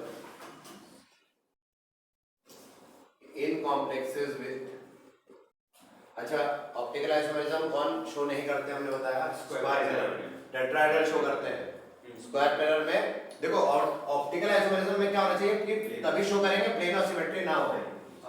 plane of symmetry ना हो, ये मेन कंडीशन है ऑप्टिकल आइसोमेरिज्म की। मेन कंडीशन है no plane of symmetry should exist यहाँ पे, इस केस में। और टेट्राहेड्रल में क्या हो जाता है कि प्लेन ऑफ सिमेट्री नहीं होती, बट स्क्वायर पैरल में होती है। हो सकती है ना, यहाँ प्लेन ऑफ सिमेट्री है, हाँ है, समझ रहे हो ना? तो प्लेन ऑफ सिमेट्री होने की वजह से, मतलब अगर मैं बीचों बीच प्लेन डाल दूं एक, तो 2 इक्वल पार्ट्स में डिवाइड करेंगे, किसी भी एक्सिस के लॉग यहाँ पे कोई भी अगर ले सकते हो तुम। अब यहाँ देख लो, इन कॉम्प्लेक्सेस, पहला पढ़ेंगे इन कॉम्प्लेक्सेस विद कोऑर्डिनेशन नंबर 4, मतलब कौन सा? हमारे उसमें भी टेट्राहेड्रल है ना, टेट्राहेड्रल कॉम्प्लेक्सेस में हम ऑप्टिकल आइसोमेरिज्म देख रहे हैं, है ना?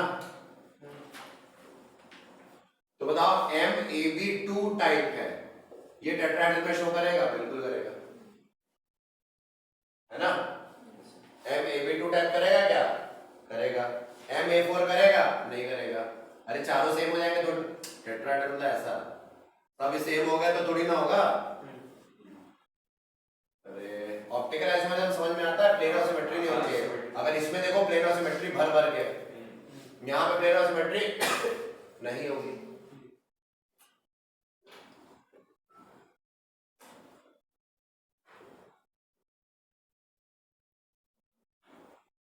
ठीक है ना, ये शो कर सकता है मैं।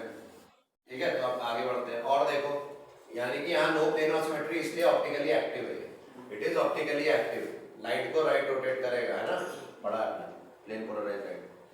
फिर क्या है, सो ABCD MABCD करेगा? हाँ बिल्कुल, अलग अलग है तब तो पक्का ही करेगा।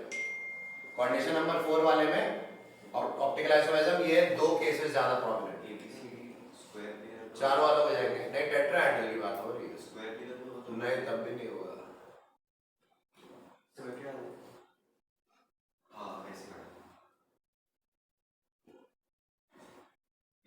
क्लियर हुआ? अरे आया ना? तो बस इसमें दो ही केस करेंगे, इंपॉर्टेंट है। और अब हम चलते हैं, कौन सा केस है बताओ? कोऑर्डिनेशन नंबर 6 वाला, है ना, ऑप्टिकल इन कॉम्प्लेक्सेस विद, इसमें यार टाइम नहीं देखिए तो बकवास है, with coordination number 6।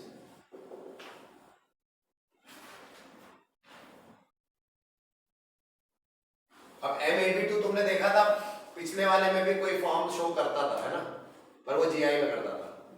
MAB2 GI तो करता था ना, सिस ट्रांस करता था टेट्राहेड्रल कॉम्प्लेक्स में, है ना, स्क्वायर प्लेनर में वो GI शो करता था ये, और यहाँ पे ये OI शो कर रहा है टेट्राहेड्रल कॉम्प्लेक्स में। तो बात समझ लो, याद रखना है, कंफ्यूज नहीं होना है।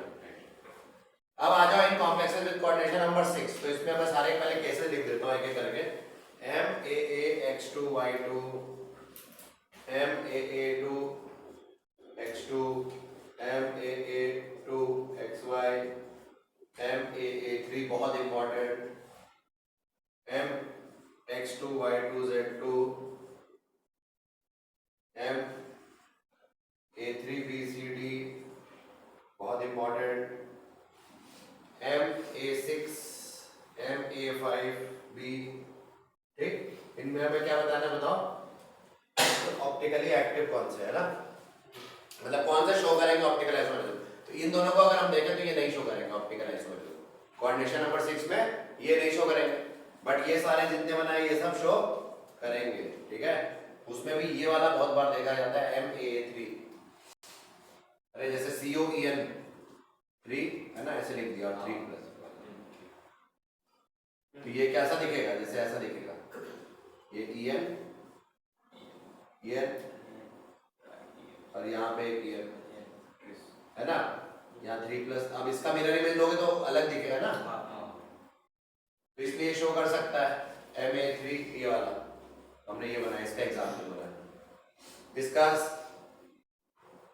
ऑप्टिकल ये D मान लोगे तो इसका मिरर इमेज जो बनाओगे वो क्या होगा? L, वो L बनेगा। इसको L मानोगे तो उसको D बोलोगे। DL तो किसी को भी मान सकते हो। Small d small l can not be theoretically predicted, they can only be experimentally predicted. तो कुछ भी मान लेना D, और इसको D मानोगे तो वाला L हो जाएगा, उसको L मानोगे उसको D मानोगे, इसका मिरर इमेज ले लेना। ठीक है, तो कई बार क्या होता है कि जैसे यहाँ पे अब ये आ गया, अब ये क्या यहाँ पे भी है ये था पिछला केस ज्योमेट्रिकल आइसोमेरिज्म का, और यहाँ ऑप्टिकल भी शो कर रहा है, बट इसमें से कौन सा फॉर्म करेगा? ये वाला। समझ रहे हो ना मैं क्या कह रहा हूँ? ये वाला फॉर्म नहीं करेगा, मिरर इमेज लोगे सेम आ जाएगा, है ना, प्लेन ऑफ सिमेट्री।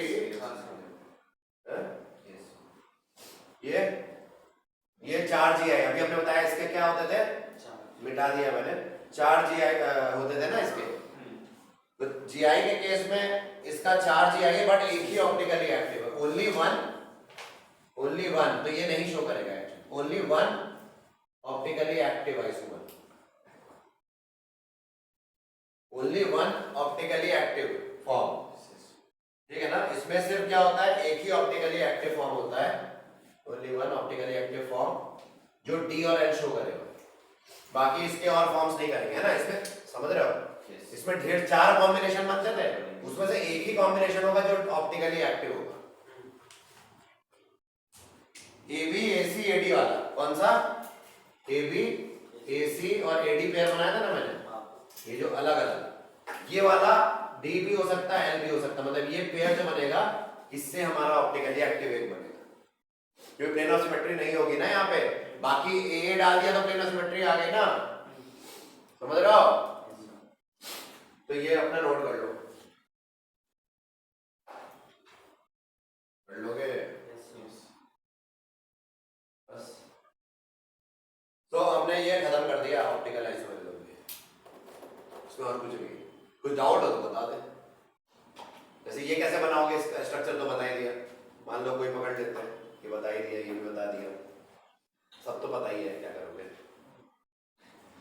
ठीक है ना, क्लियर हो गया। देख लेना अगर सिस ट्रांस, अगर जीआई शो कर रहा है तो क्या ऑप्टिकली एक्टिव है कि नहीं, कौन सा उसमें सिस एक्टिव है या ट्रांस है, ये देख लेना, है ना। बस तो हमने जीआई खत्म, जीआई और ओआई दोनों खत्म कर दिए, ये नोट करो, फिर आगे बढ़ते हैं। तो कॉन्सेप्चुअली चैप्टर हो चुका है, एप्लीकेशंस बचते हैं और थोड़ी थोड़ी छोटी बातें। एप्लीकेशंस वगैरह है एनसीईआरटी में, तो आप एनसीईआरटी से भी एप्लीकेशंस कर सकते हो क्योंकि वही आएंगे, लेकिन मैं आपको थोड़े थोड़े एप्लीकेशन बता दे रहा हूँ।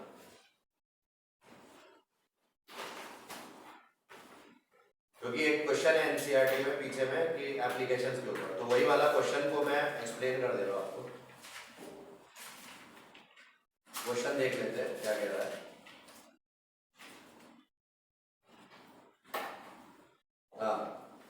क्वेश्चन है, क्वेश्चन नंबर 27 है एनसीईआरटी का, याद रखना एनसीईआरटी का क्वेश्चन नंबर 27 है। डिस्कस ब्रीफली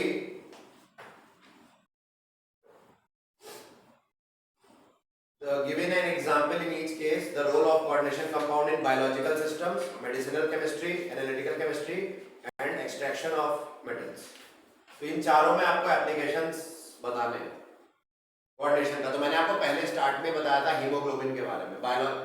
भाई बायोलॉजिकल सिस्टम में क्या होगा बताओ, हीमोग्लोबिन में Fe2+ आयन होता है, Fe2+ Fe3+ नहीं बताया था, मैं डिस्कस कर दे रहा हूं लिखने से अच्छा। और क्लोरोफिल में क्या होता है, Mg2+ होता है ना, क्यों भाई। और विटामिन B12 में जो होता है उसमें कोबाल्ट होता है, बताया था ना आपको सब, साइनोकोबालामिन बताया था ना। तो ये हो गया बायोलॉजिकल सिस्टम में एप्लीकेशन, कोई दिक्कत। Role of coordination compound in medicinal chemistry, cancer के ट्रीटमेंट में सिस्प्लैटिन है ना, टैक्सोल सिस्प्लैटिन। सिस्प्लैटिन क्या होता है, सिस्प्लैटिन पता है ना, प्लैटिनम अमोनियम और क्लोरीन का जो कंपाउंड है ना, सिस फॉर्म ऑफ, अब आइसोमेरिज्म पढ़ चुके हो तो समझ जाओगे, सिस फॉर्म ऑफ दिस, मतलब 2 NH3 इधर और 2 Cl इधर, ट्रांस इफेक्ट में भी तो बताए थे। और EDTA, कैल्शियम EDTA का जो कॉम्प्लेक्स है वो अभी हमारे मेडिसिनल केमिस्ट्री में इस्तेमाल होता है, ठीक है, लेड पॉइजनिंग के केस में, ठीक है ना, लेड पॉइजनिंग में ये EDTA complex of calcium is used to treat lead poisoning. रट लेना, कैल्शियम EDTA का कॉम्प्लेक्स लेड पॉइजनिंग ट्रीट करता है, रट लोगे, रटना है ये सब, हमको कुछ नहीं। फिर क्या है, excess of copper and iron in animal system are removed by chelating ligands D-penicillinamine and desferoxide B, ठीक है। सो कॉपर और आयन अगर हमें एनिमल बॉडी से निकालना है तो हम कौन से लिगेंड वाला कॉम्प्लेक्स लेते हैं, D-penicillamine एक लिगेंड होगा और दूसरा होगा desferoxide, ये भी एक लिगेंड होता है B, desferoxide B करके एक लिगेंड है। तो ये कॉम्प्लेक्स फॉर्मेशन करते हैं, चिलेटिंग लिगेंड्स होते हैं। कैसे होते हैं, तो ये कॉपर और आयरन को बॉडी, एनिमल बॉडी से हटा देते हैं, ठीक है, तो बचा लेते हैं एनिमल की जगह। और तो ये हो गया किसमें, पहला था बायोलॉजिकल सिस्टम, मेडिसिनल भी हो गया। अब तीसरा क्या है, role in analytical chemistry, so for detection of copper 2+ ion. अरे कॉपर 2+ आयन को अमोनिया के साथ बनाओगे डीप ब्लू कलरेशन आएगा, है ना, कॉपर 2+ आयन को, हाँ, अमोनिया के साथ एक्सेस में 4 NH3 है ना, तो तो जो कॉम्प्लेक्स बनता है वो डीप ब्लू कलरेशन का होता है ना, लैब टेस्ट डीप ब्लू। ये डिटेक्शन ऑफ कॉपर 2+ आयन में पहला रोल आ गया। दूसरा क्या रोल है, निकल 2+। मैंने आपको बताया था डाइमिथाइल ग्लाइकोसाइड के बारे में, डीएमजी, निकल डाइमिथाइल ग्लाइकोसाइड, रेड कलर है ना, उसकी फॉर्मेशन होती है ना, मैंने स्ट्रक्चर बना के दिखाया था लिगेंड जब समझा रहा था। तो वो इसकी रिएक्शन भी लिख दूं, NiCl2 + 2 DMG dimethyl glycoside plus ammonium hydroxide 2 moles gives निकल डाइमिथाइल ग्लाइकोसाइड होल्ड ट्वाइस यहाँ पे plus 2NH4Cl plus water 2 water. ठीक है, तो ये हो गया हमारी रिएक्शन रटनी है, पूरे प्योर रट्टा हमारा है। सो ये रेड कलर कॉम्प्लेक्स है, ठीक है, ठीक है, रेड कलर। इसका मैंने स्ट्रक्चर वगैरह बताया था, हाइड्रोजन बॉन्डिंग बताई थी है ना, इस पे होती है इंट्रामोलिकुलर हाइड्रोजन बॉन्डिंग, सब बताया गया आपको, आया ना। और देख तो लो, और है, ठीक है, और देख लो क्या यूजेस और सॉरी एप्लीकेशन है। Separation of silver and silver plus और Hg+ ग्रुप 1 एलिमेंट्स होते हैं कि नहीं, अरे सॉल्ट एनालिसिस पे ग्रुप 1 में आते हैं, तो इनको सेपरेट करने के लिए, ठीक है, क्या कैसे, क्योंकि AgCl एक्सेस अमोनिया में क्या हो जाएगा, डिसॉल्व कर जाएगा, सॉल्युबल कॉम्प्लेक्स बना लेता है AgNH3 होल ट्वाइस Cl, है ना। ये कैसा कॉम्प्लेक्स हो गया बोलो, अरे सॉल्युबल हो गया ना।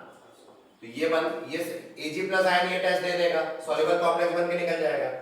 और Hg2Cl2 Hg2+ ion, sorry Hg2+ ion, ये ग्रुप 1 में आते हैं ना सॉल्ट एनालिसिस के, आप लैब में पढ़े होंगे, आपके सिलेबस में होता नहीं है अलग बात है, बट ये होता है group 1 element, group 1 ions salt के। तो AgCl अमोनिया के साथ ऐसा सॉल्युबल बना लेगा, आया ना, बोलो जल्दी।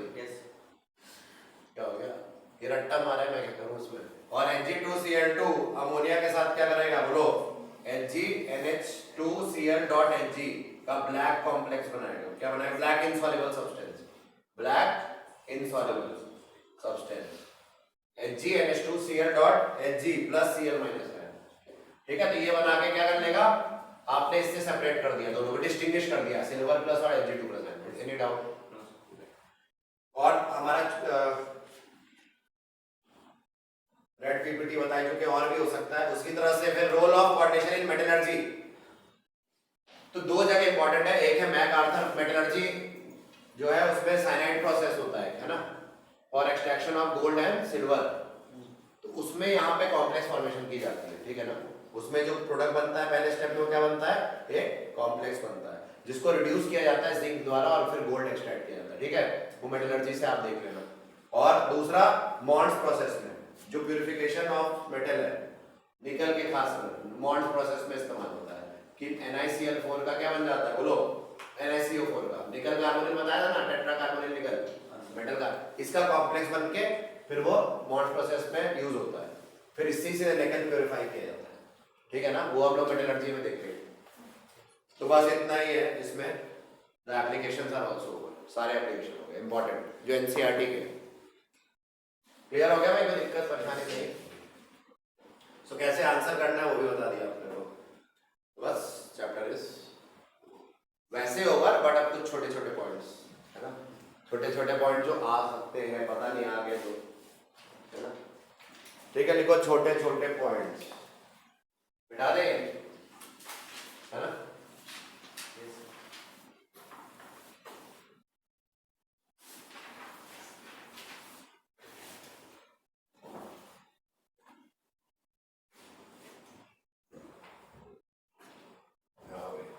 छोटे छोटे पॉइंट में मैंने तुम लोगों को ये तो बता दिया। अब देखो यहाँ पे हाँ ध्यान देना कि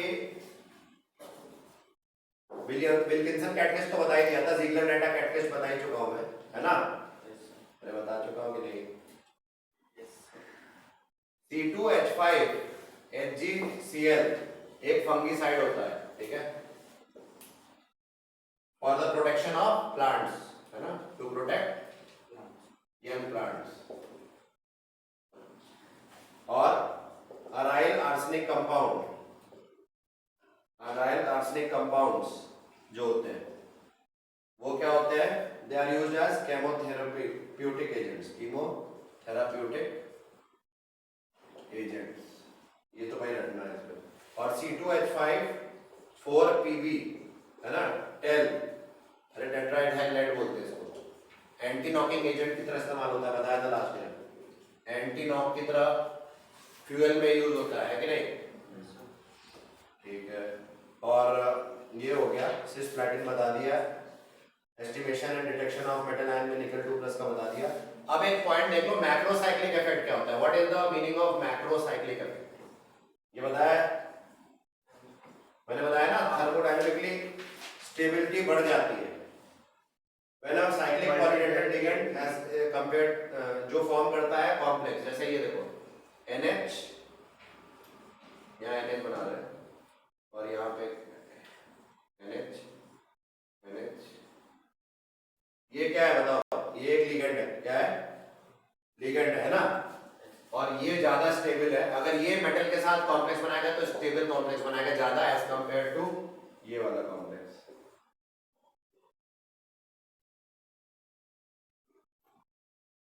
ये देखो यहाँ पे, ये क्या साइक्लिक दिख रहा है तुम्हें, नहीं, ये साइक्लिक का है, क्लोज का हुआ, क्लोज हुआ क्या, नहीं ना, तो जिंक के साथ, जिंक जैसे मान लो हमने जिंक ले लिया, उसके साथ ये वाला मैक्रोसाइक्लिक इफेक्ट के कारण इसकी थर्मोडायनेमिकली इंक्रीज स्टेबिलिटी हुई, इंक्रीज्ड थर्मोडायनेमिक स्टेबिलिटी, समझ रहे हो, किस लिगेंड की, जो पॉलीडेंटेड साइक्लिक है, पॉलीडेंटेड साइक्लिक लिगेंड्स होंगे उनकी, उनके चिलेशन इफेक्ट और स्ट्रांग होंगे और स्टेबिलिटी प्रोवाइड कर देंगे।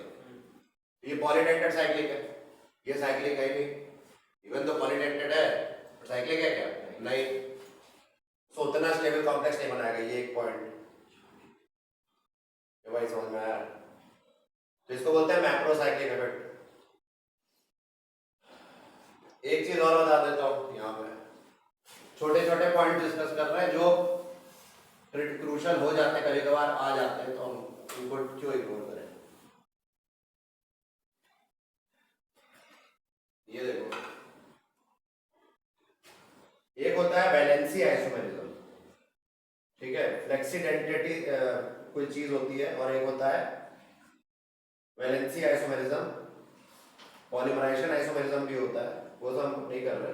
K3CONO2 6, मान लो ऐसा कोई कॉम्प्लेक्स है, ध्यान से सुनना, ये कॉम्प्लेक्स है K3CONO2 6, इसको पोटेशियम हेक्सानाइट्रो कोबाल्टेट 3 बोलते हैं, इसको बोलते हैं फिशर सॉल्ट, ये क्या है, फिशर सॉल्ट, याद रखना, this is the complex. Potassium cobalt nitride भी बोलते हैं, इसका कॉमन नेम क्या है, पोटेशियम कोबाल्ट नाइट्राइड, बट ये इसका कॉमन नेम है, आयुपैक नेम क्या है, पोटेशियम हेक्सा नाइट्रो कोबाल्टेट 3, ये इसका आयुपैक नेम हो गया, ठीक है, तो दोनों नाम याद रखने हैं, और फिशर सॉल्ट कहते हैं इसको, तो बोल सकते हैं potassium hexanitrocobaltate 3 is also called, पता होना चाहिए। और एक फेरोसीन, फेरोसीन क्या होता है, फेरोसीन, इसका फॉर्मूला होता है FeN5, N देखो N5 हैप्टिसिटी होती है, हमें नहीं पढ़नी सिलेबस में, हैप्टिसिटी, ये जो N नहीं है वो ईटा है, ईटा बोलते हैं, N ईटा 5 ये, एंड एक और है डाइबेंजीन क्रोमियम, ये दो कंपाउंड जो है इनको सैंडविच कंपाउंड बोला जाता है, ferrocene and dibenzene chromium are called sandwiched compounds, ठीक है, सैंडविच्ड कंपाउंड। डाइबेंजीन क्रोमियम देख लो, CrN eta 6, hapticity 6N, C6H6 whole twice,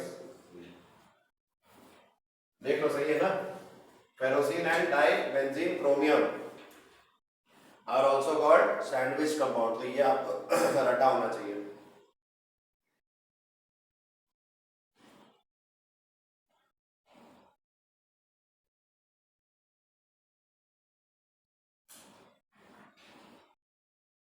ठीक है, वैलेंसी आइसोमेरिज्म हम पढ़ नहीं रहे, लिगेंड आइसोमेरिज्म पढ़ नहीं रहे, पॉलीमराइजेशन आइसोमेरिज्म हम पढ़ नहीं रहे, ठीक है, ये तीन हमने उड़ा दिए।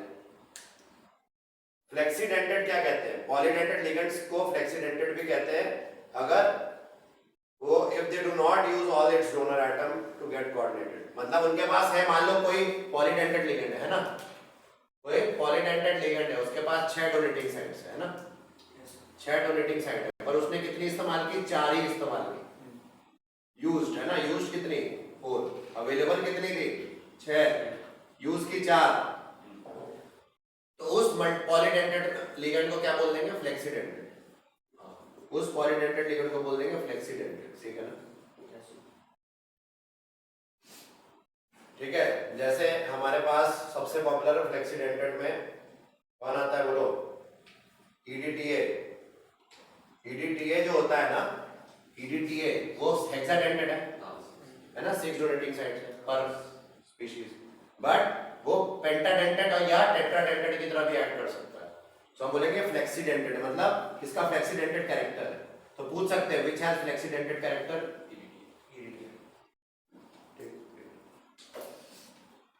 ऐसे तो अनलिमिटेड है, मैं पढ़ाता चला जाऊंगा, कोऑर्डिनेशन बहुत बड़ा है, बहुत ही बड़ा है। पूरी इस पे रिसर्च इतनी ज़्यादा हो रही है पिछले कुछ सालों में कि lakhs and lakhs of information आ चुकी है, लेकिन हमें उतना करना ही नहीं। ठीक है, तो ये चैप्टर फिर हो गया ऑफिशियली, मान लिया जाए हो गया ना। तो कुछ बचा हुआ तो बता देना, वैसे मुझे नहीं लगता। ठीक है ना, ठीक है, चलो।